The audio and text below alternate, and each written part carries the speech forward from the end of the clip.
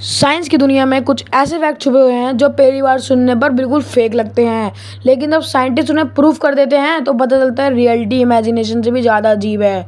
सोचो, अगर मैं तुमसे कहूँ कि तुम्हारे शरीर के अंदर इतने बैक्टीरिया रहते हैं कि उनकी गिनती सुनकर तुम हैरान रह जाओगे, या फिर एक ऐसी जगह जहाँ टाइम भी अपना अलग तरीके से बिहेव करता है। आज की वीडियो में हम देखने वाले हैं टॉप 5 साइंस फैक्ट जो सिर्फ इंटरेस्टिंग ही नहीं बल्कि साइंटिफिकली प्रूवन भी हैं। और एक चैलेंज है, वीडियो के एंड तक जरूर देखना और कमेंट में बताना कि कौन सा फैक्ट तुम्हें सबसे ज़्यादा इम्पॉसिबल लगा। तो बिना किसी डिले के चलिए शुरू करते हैं। नंबर 5, तुम्हारे शरीर में ह्यूमन सेल से लगभग उतने ही बैक्टीरिया होते हैं। जब भी हम बैक्टीरिया का नाम सुनते हैं तो सबसे पहले दिमाग में ख्याल आता है बीमारी का, पर लेकिन असल सच इससे काफ़ी अलग है। साइंटिस्ट के हिसाब से तुम्हारे शरीर में लगभग 30 ट्रिलियन ह्यूमन सेल्स होते हैं और उनके साथ ही लगभग 38 ट्रिलियन बैक्टीरिया भी रहते हैं। मतलब तुम्हारी बॉडी में बैक्टीरिया की संख्या ह्यूमन सेल से बराबर, ये कभी कभी उससे ज़्यादा भी पाई जाती है। अब घबराना मत, ये सारे बैक्टीरिया ख़राब नहीं होते। इनमें से बहुत से बैक्टीरिया तुम्हारे बेस्ट हेल्पर्स हैं।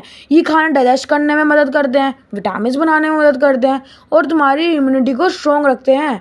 अगर ये अच्छे बैक्टीरिया अचानक गायब हो जाए तो क्या होगा? तो हमारे डाइजेस्टिव सिस्टम प्रॉपर्ली काम ही नहीं कर पाएगा। सबसे ज़्यादा बैक्टीरिया हमारे इंटेस्टाइन यानी आंतों में रहते हैं। साइंटिस्ट इसे गट माइक्रोबायोम कहते हैं।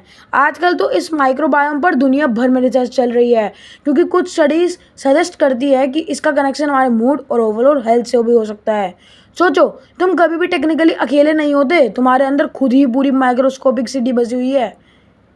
और टेंशन मत लो, ये ऐसे रूममेट्स हैं जो किराया नहीं देते लेकिन काम बहुत करते हैं। इसीलिए अगली बार जब कोई बोले कि तुम्हारे अंदर कुछ अलग ही चल रहा है तो साइंस के हिसाब से वो थोड़ा सही भी चल रहा है। नंबर 4, तुम्हारा दिमाग दर्द को महसूस ही नहीं कर सकता। अब जो फैक्ट तुम सुनने वाले हो ना, उसने साइंटिस्ट को भी काफ़ी समय तक कंफ्यूज रखा था। हम सब ने कभी ना कभी हेडेक जरूर फील किया होगा और नेचुरली हमें लगता है कि दर्द हमारे ब्रेन में हो रहा है, लेकिन असली सच कुछ और ही है। तुम्हारा ब्रेन खुद दर्द को फील ही नहीं कर सकता। हाँ, तुमने बिल्कुल सही सुना। ब्रेन के टिश्यू में पेन रिसेप्टर यानी दर्द को महसूस करने वाले रिसेप्टर्स होते ही नहीं। इसी वजह से ब्रेन खुद पेन रजिस्टर नहीं करता। तो फिर हेडेक होता किस वजह से है? हेडेक का दर्द ब्रेन के बाहर मौजूद ब्लड वेसल्स, मसल्स, नर्व और ब्रेन को कवर करने वाली लेयर से आता है। जब इनमें प्रेशर, इन्फ्लेमेशन या इरिटेशन होती है तो हमें हेडेक फील होता है। इसी वजह से कुछ ब्रेन सर्जरीज में डॉक्टर पेशेंट को लोकल एनेस्थीसिया के साथ ऑपरेट करते हैं। पेशेंट का ब्रेन एक्सपोज होता है, लेकिन ब्रेन के टिश्यूज को छूने से उसे ब्रेन के अंदर दर्द महसूस होता है। डॉक्टर्स फिर भी पेशेंट को कंफर्टेबल रखते हैं और ज़रूरत के साथ पेन कंट्रोल करते हैं, क्योंकि बॉडी के दूसरे टिश्यूज़ में फील होता है। तुम्हारे बॉडी को कंट्रोल रूम इतना पावरफुल है, लेकिन खुद पेन को फील ही नहीं कर सकता। और भाई, ये बिल्कुल उस स्कूल के मॉनिटर जैसा है जो सबकी कंप्लेंट लिखता है लेकिन अपनी कभी नहीं। साइंस जितना सिंपल लगता है ना, उतना है नहीं।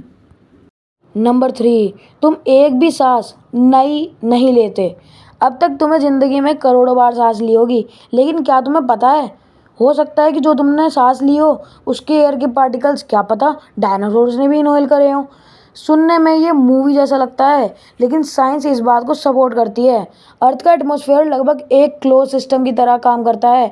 हवा के मॉलिक्यूल्स लगातार मिक्स होते रहते हैं, इसलिए बहुत लंबे समय के बाद पुराने मॉलिक्यूल्स पूरी दुनिया में फैल जाते हैं। साइंटिस्ट का कहना है कि हर सांस के साथ तुम्हारे अंदर आने वाले मॉलिक्यूल्स में एक कुछ मॉलिक्यूल्स इतने पुराने हो सकते हैं कि कभी कभी वो जूलियस केसर, एल्बर्ट आइंस्टाइन या डायनासोर्स के ज़माने का एटमॉस्फेरिक का हिस्सा हो सकता है। यानी टेक्निकली तुम जिस हवा में सांस ले रहे हो उसका कुछ हिस्सा लाखों या करोड़ों साल पुराना हिस्ट्री का विटनेस रह चुका है।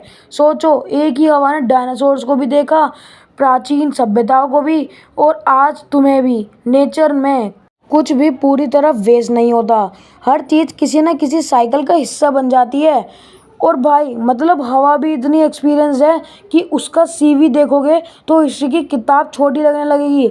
साइंस हमें बार बार याद दिलाता है कि जितना सोचते हैं उससे कई ज़्यादा कनेक्टेड है। नंबर 2, तुम्हारी आंखें दुनिया को उल्टा देखती है। अब जो फैक्ट सुनने वाले हो ना, उसके बाद तुम शायद अपनी आंखों पर थोड़ा सा डाउट करने लगो। हम सबको लगता है कि हम दुनिया को बिल्कुल वैसे ही देखते हैं जैसे वो असल में है, लेकिन साइंस कुछ और ही लगती है। जब भी तुम किसी चीज़ को देखते हो उसकी लाइट तुम्हारी आंखों के लेंस से गुजरती है और फिजिक्स के रूल्स की वजह से ये लेंस उस इमेज को रेटिना पर उल्टा और लेफ्ट राइट रिवर्स प्रोजेक्शन के साथ फोकस करता है। यानी टेक्निकली जो इमेज रेटिना पर बनता है वो सीधी नहीं होती। अब सवाल ये है, अगर इमेज उल्टी बनती है तो हमें सब सीधा क्यों दिखता है? इसका जवाब है हमारा ब्रेन।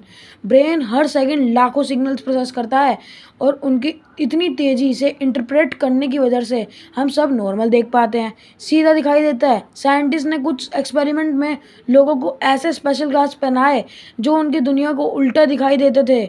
शुरू में उन्हें चलना भी मुश्किल लगता था, लेकिन कुछ दिनों बाद उनका ब्रेन उस नए व्यू का भी आदत डाल लेता है और उन्हें फिर से दुनिया नॉर्मल दिखने लगती है। और जब उन ग्लासेस को उतारा गया तो कुछ देर के लिए उन्हें असली दुनिया ही अजीब लगने लगी। मतलब तुम्हारी आंखें सिर्फ कैमरा है, असली एडिटिंग तो तुम्हारा ब्रेन करता है।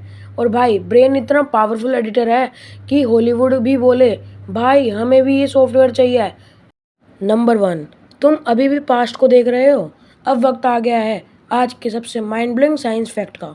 अगर मैं तुमसे कहूँ कि तुम कभी भी प्रेजेंट को देख ही नहीं रहे तो शायद तुम्हें ये मजाक लगे, लेकिन साइंस के हिसाब से बिल्कुल सच है। लाइट की स्पीड बहुत ज़्यादा होती है, लगभग 2,99,792 किलोमीटर पर सेकेंड। लेकिन चाहे वो कितनी भी फास्ट हो, उससे एक जगह से दूसरी जगह पहुंचने में थोड़ा सा टाइम लगता ही है। जब तुम अपने किसी दोस्त का चेहरा देखते हो तब उसके चेहरे से निकली हुई लाइट को तुम्हारी आंखों तक पहुंचने में एक बहुत ही छोटा सा फ्रैक्शन ऑफ सेकंड लगता है। मतलब टेक्निकली तुम हमेशा उनका एक टाइनी सा पास देख रहे हो, प्रेजेंट नहीं। अब स्पेस की बात करते हैं।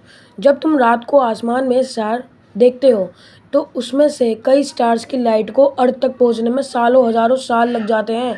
गैलेक्सीज की लाइट को तो लाखों या करोड़ों साल लग जाते हैं। यानी मुमकिन है कि जिस स्टार को तुम देख रहे हो चमकता हुआ, वो क्या पता बहुत पुराना हो सके, कुछ केसेस में उनका एक्सिस्टेंस ही ख़त्म हो गया हो, लेकिन उसकी पुरानी लाइट अभी तक सफ़र करते हुए हमारी आंखों तक पहुंच रही है। सोचो, जब तुम रात के आसमान को देखते हो तो सिर्फ स्पेस नहीं दिख रहा, तुम यूनिवर्स की हिस्ट्री देख रहे हो। और भाई मतलब अगर कोई बोले पास्ट को भूल जाओ तो बोल देना भाई मैं उसे रोज़ देखता हूँ। साइंस इसीलिए इतनी अमेजिंग है, जितना हम यूनिवर्स को समझने की कोशिश करते हैं उतना ही हम एहसास होता है कि बहुत कुछ सीखना बाकी है अभी तो दोस्तों इन टॉप 5 साइंस फैक्ट में से किस फैक्ट ने तुम्हारा दिमाग सबसे ज़्यादा हिला दिया? कमेंट में उस फैक्ट का नंबर ज़रूर लिखना।